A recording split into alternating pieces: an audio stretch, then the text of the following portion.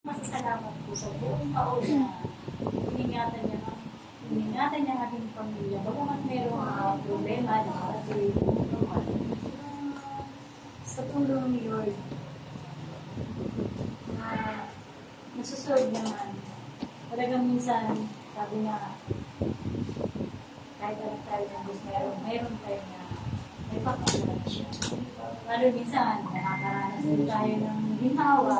Naranasan ko din ang ginhawa. Minsan nakakalimot ako sa paglaro pag puro sarap. Kaya pagdating ng time na Hirap bukas. hirap na.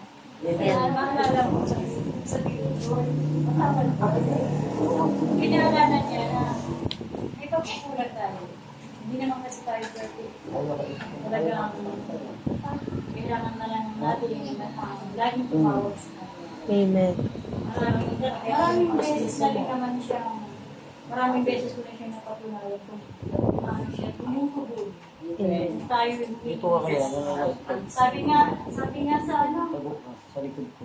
diba version na humingi kayo at kayo ay mabibigyan. Tumango kayo at kayo ay apagpapagpasan. Mark 11:24. Sa bagay na yun, Matthew. meron pang anak ng Diyos na humingi ng tinapay at binigyan niya ng sabihin natin, binigyan niya ng hindi tinapay o at may time na ganyan. Minsan, tumutugon siya. Madaliran, minsan magantay ka. Minsan, siguro hindi niya tinutugon baka alam niya na hindi makakabuti para sa mga kuman. Sabihin ko, kasama ko siguro sa buhay. Pagdating sa akin siya, hindi talagang meron na nagiging kumbaga, nagiging sa akin. Kagaya ng asawa ko. Minsan sabi ko, makalat na naman ako hiningi sa ito, hindi mo ko sa asawa ko, hindi na niligaw ng ganda.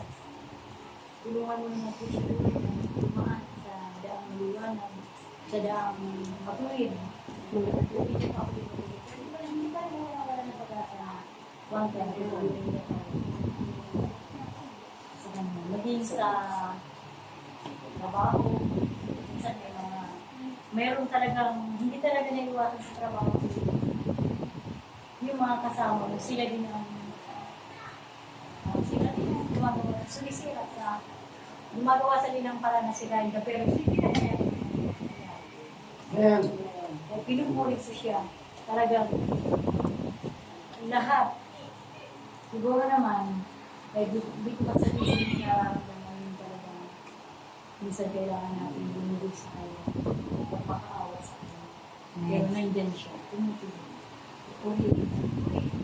Pinupuri ko siguro sa buhay. Okay. Yun lang.